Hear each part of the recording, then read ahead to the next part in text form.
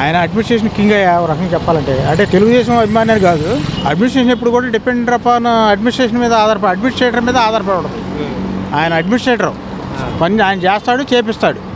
అది సూపర్ 6 అని చెప్పేసి ఎక్కువ పాలసీస్ పెట్టారు కదా సార్, ఇది ప్రజల్లోకి 99% వెళ్ళే అవకాశం ఉందంటే ఏం చెప్తారు? వెళ్తాయి, నిదానంగా వెళ్తాయి. ఇప్పుడేగా అన్ని ఒక్కొక్కటి చేసుకుంటూ వస్తున్నాడు, అన్ని నిదానంగా అన్నీ ఒకసారి వీలు పడదు కదా, నిదానంగా వెళ్తాయి. అంటే వైసీపీ వాళ్ళు ఏమంటున్నారంటే మేము వచ్చి వీళ్ళు వచ్చి 2 months అయింది, ఇంతవరకు ఏమి ఇవ్వలేదు, మేము ఉన్నట్టయితే అన్ని ఇచ్చేవాళ్ళం ఈ పాటికి అని చెప్పి. చెప్పడం వరకే. ఏం చేసి 5 సంవత్సరాల నుండి ఏం బీకాడు ఏంటి అనకూడదు, కానీ 5 సంవత్సరాల నుండి ఏం బీకాడు, ఏమీ లేదు. అమ్మఒడి కానీ రైతు భరోసా కానీ ఇచ్చేసేవాళ్ళం ఈ పాటికి ఇస్తారు. అవి అన్నీ వస్తాయి, అన్నీ ఇంప్లిమెంట్ చేస్తారు, దాంట్లో డౌట్ లేదు. అన్నీ ఒకటి చేస్తున్నారు కదా, రాజధాని మొత్తం బాగు చేస్తున్నారు. బాగు చేయాలంటే సంవత్సరం పడుద్ది. ఇవన్నీ ఒక దాడి రావాలంటే. ఉన్న పరిశ్రమలు ఎన్నో పోయినాయి, ఇప్పుడు అన్నీ వస్తాయి. సాఫ్ట్వేర్ వస్తాయి, హార్డ్వేర్ వస్తాయి, అన్నీ వస్తాయి, ఇండస్ట్రీలు వస్తాయి, అన్నీ ఒకటి. ఇప్పుడు మన 15,000 కోట్లు శాంక్షన్ అయింది రాజధాని గురించి. అట్టే పోలవరం కూడా మొత్తం అన్నీ తీసుకొచ్చి చూపించాడు కదా, కాపాడడం అవన్నీ కూడా అన్నీ వస్తాయి నిదానంగా. అన్న క్యాంటీన్ కూడా రీఓపెన్ చేశారు కదా సార్ చంద్రబాబు నాయుడు గారు, ఇప్పుడు ఎలా ఉండబోతుంది సార్? 5 రూపీస్కి భోజనం దొరకడం ఎలా? 5 రూపీస్ టీ కూడా రావట్లే ఇవాళ. టీయే 10 రూపాయలు, టీ తాగాలంటే 5 రూపీస్ టీ వస్తుందా? 10 రూపాయలు. మరి 5 రూపాయల భోజనం అంటే మాటలేంటి? ఇలా హోటల్లో పోయి తినాలంటే 100 రూపాయలు భోజనం. 100 రూపాయలు ఏంది లేదు, మామూలు భోజనమే. ఇలా పేదవాళ్ళు ఎంతోమంది కార్మికులేంటి, మామూలు కర్షకులేంటి, అందరూ కూడా 5 రూపాయల భోజనం అంటే దాని గురించే వేసి చూసి తినేవాళ్ళు. నిన్నే చెప్పారు కదా, మేము ఇదివరకు 5 రూపాయల భోజనానికి కుటుంబం మొత్తం భోజనం చేసేవాళ్ళం అండి అని చెప్పేసి గుడివాళ్ళనే చెప్పారు చంద్రబాబు నాయుడు గారు ముందే. అలా చేస్తారు, చేస్తాడు, చేయని. మరి పేదవాళ్ళని బాగుపడతారుగా కనీసం అందినంతవరకు. 5 రూపాయలకి ఏమవుతుందండి మనం అనుకుందాం. అంటే అన్నా క్యాంటీన్లు పెట్టి ఇప్పుడు ప్రజల సొమ్ము దోచుకునేందుకు ప్లాన్ వేశారు చంద్రబాబు నాయుడు గారు అంటారు. మంచి చేసినా అంతే అంటారు, చెడు చేసినా అంతే అంటారు. అంతా రివర్స్గా ఆలోచించడం కదా మన పని. కానీ ఆ మాత్రం పెట్టి పోయినసారి పెట్టాడు, ఏమన్నా ఉన్నాయని రద్దు చేసి పడేశాడు. ఏం సుఖం ఏమని చెప్పు. పోనీ ఈయన అన్నా క్యాంటీన్ ఇంటర్ పేరు మీద పెట్టాడు, ఆయన వైఎస్ఆర్ మీద పెట్టొచ్చుగా. వైఎస్ఆర్ ఆర్గసీ పెట్టాడు కరెక్టే. వైఎస్ఆర్ అన్నా క్యాంటీన్ వైఎస్ఆర్ భోజన పథకం కింద వైఎస్ఆర్ కింద ఇంప్లిమెంట్ చేయొచ్చు కదా, చేయాలనుకుంటే. మరి అది చేయలేకపోయాడు. చేసేవాడు నేను జరగొట్టం ఎందుకు? దోసుకోనండి అయ్యా, చేస్తారు తింటారు, చేసేటప్పుడు తింటూనే ఉంటాడు.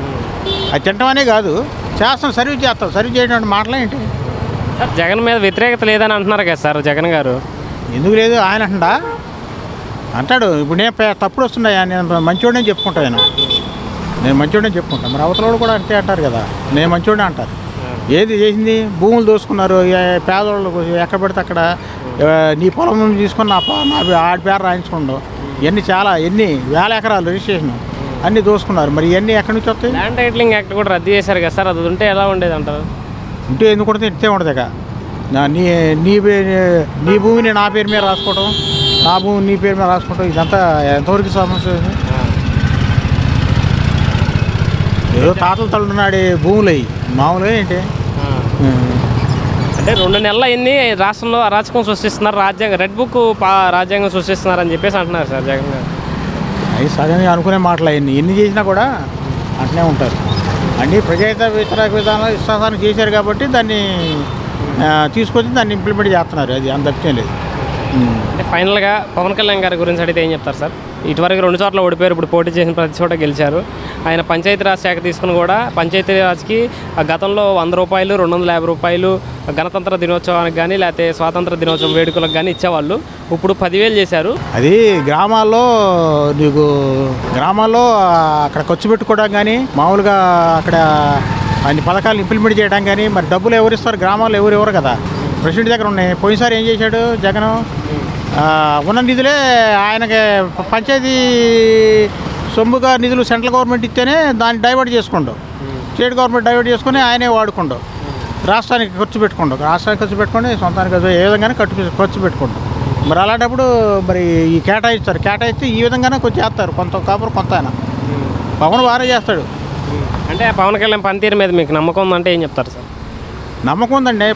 పక్కన చంద్రబాబు నాయుడు చేస్తాను కాబట్టి వాళ్ళు ఒకటేనండి. పోయినసారి ఎలా చేశారు కాబట్టి చేయకే వాళ్ళు వెళ్ళిపోయారు, వీళ్ళు చేసి దాన్ని బుద్ధి చేసుకొని చేస్తున్నారు అంతే. ఇంప్లిమెంట్ చేసుకుంటారు, చేస్తేనే ఉంటారు. గవర్నమెంట్లో వ్యతిరేకత తర్వాతనే వద్దాయి, వ్యతిరేకత రాకుండా చూసుకుంటున్నారు. సార్ ఫైనల్గా జగన్ గారు నాకు ప్రతిపక్ష హోదా కల్పించండి అని చెప్పేసి అడుగుతున్నారు కదా, ఆయనకి ప్రతిపక్ష హోదా కల్పించడం అంటే మంచిదే అంటారా? ఇస్తారు 11 సీట్లు వచ్చినాడు ప్రతిపక్ష హోదా ఇస్తారా? 23 సీట్లు వచ్చినాడు పోయిసారి చంద్రబాబు నాయుడుకి ఇచ్చారు ప్రతిపక్ష నాడు, ఆయన ఒక్కడే కాబట్టి 11 సీట్లు వచ్చినాయి. ప్రతిపక్ష హోదా కావాలా, జెడ్ ప్లస్ కేటగిరీ భద్రత కావాలా, అన్నీ కూడా ఏవి తగ్గడానికి లేదు. మరి ఆయన సరిగ్గా చేసుకుంటే అసలు ఆయనే ముఖ్యమంత్రి, అసలు ఆయనే వస్తాడు అనుకున్నారు. మరి ఆయన చేసిన కార్యక్రమాలను బట్టి ఉన్నది వెనక్కి పోయింది. అంటే అసెంబ్లీకి రాని ఎమ్మెల్యేలని ప్రజలు నిలదీయాలి అని కూడా అయ్యన్న పాత్ర గారు అన్నారు కదా సార్, దాని మీద మీ అభిప్రాయం ఏంటి? జగన్ గారు ఒకసారి కూడా అసెంబ్లీకి వెళ్ళారు కదా. వెళ్తాడండి, వెళ్ళకుండా ఎందుకు ఉంటాడు? వెళ్ళకపోతే మరి హక్కులు సాధించాలంటే ప్రజల తరపున పోరాడాలంటే వెళ్ళాలి కదా, వెళ్ళకుండా ఉండగా ఇంట్లో ఉండి చెప్తే కుదరదుగా, అది ఇంప్లిమెంటేషన్ అవ్వదుగా. ఇంట్లో ఉండి చేస్తే ఇంప్లిమెంటేషన్ అవ్వదు కదా. వెళ్తాడు, వెళ్ళి ప్రజల కోసం పోరాడాలి. మరి ప్రజానాయకుడు అన్నప్పుడు ప్రజల కోసం పోరాడితేనే దాని వాల్యూ ఉంటుంది. అది ఫైనల్గా వైసీపీ మళ్ళీ పుంజుకునే అవకాశం ఏమైనా ఉందంటే ఏం చెప్తారు? చాలా టైం చెప్పాలి, మళ్ళీ ఈలోపు ఎన్ని మార్పులు జరిగితే దాన్ని బట్టి చెప్దాం.